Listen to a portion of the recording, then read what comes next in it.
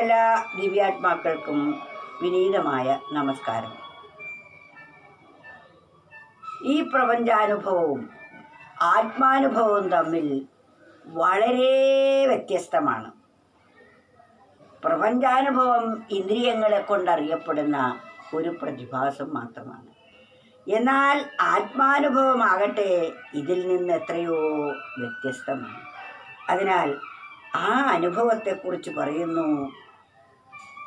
ചെന്നെത്തി നിന്നൊന്നു നോക്കുന്ന നേരത്ത് കാണുന്നതെല്ലാം സുസ്വരൂപം. എന്നാൽ ഇതെന്തെന്ന് ചോദിക്കും ആ ചോദ്യം അങ്ങെത്തിയാലുദിക്കില്ല. ഒന്ന് വിചിന്തനം ചെയ്ത് നോക്കൂ ഈ വാക്കുകളെ, ഈ 4 വരിയെ.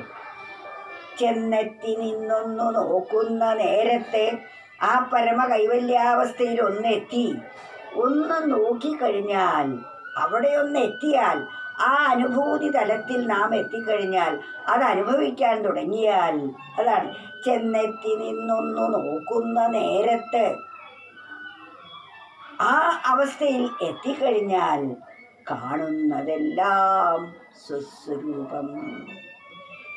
ആ അവസ്ഥയിലേക്ക് നാം നമ്മുടെ സ്വരൂപാവസ്ഥയിലേക്ക് നാം എത്തിക്കഴിഞ്ഞാൽ പിന്നെ ഈ കാണുന്നതെല്ലാം എൻ്റെ സ്വരൂപമാണ്. എന്നിൽ നിന്ന് അന്യമായി പ്രപഞ്ചത്തിലെ ഒന്നിനെയും ഒരാളെയും കാണാൻ സാധിക്കുകയില്ല. എല്ലാത്തിലും നിറഞ്ഞിരിക്കുന്നത് ഞാൻ തന്നെയാണ്.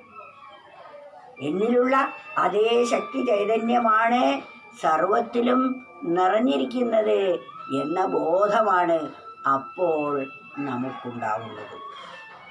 എന്നാൽ ഇതെന്തെന്ന് ചോദിക്കും ആ ചോദ്യം, ഇതെന്താണ് എന്ന ആ ചോദ്യം അങ്ങെത്തിയാലുദിക്കില്ല. ഇതെന്താണ് എന്ന ചോദ്യം അവിടെ ചെന്നാൽ ഉദിക്കില്ല. ചോദ്യമേ അവിടെ ഇല്ല. ചോദ്യം വരുന്നത് സംശയമുണ്ടായിട്ടാണ്. എന്നാൽ അവിടെയാകട്ടെ സംശയങ്ങളില്ല. ഇതെന്താ ഇങ്ങനെ എന്ന ചോദ്യവുമില്ല. ചോദിക്കേണ്ട ആവശ്യം വരുന്നില്ല. ഉത്തരം അറിയുമെങ്കിൽ ചോദ്യം ചോദിക്കുമോ? ഉത്തരം അറിയാത്തിടത്താണല്ലോ ചോദ്യങ്ങൾ ഉദയം ചെയ്യുന്നത്. സംശയമുള്ളയിടത്താണ് ചോദ്യത്തിന് അടിസ്ഥാനം. എന്നാൽ അവിടെ ഒരു സംശയവും ഇല്ല.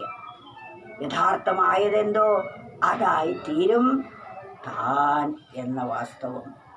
ചെന്നെത്തി നിന്നൊന്നു നോക്കുന്ന നേരത്തെ കാണുന്നതെല്ലാം സ്വരൂപം.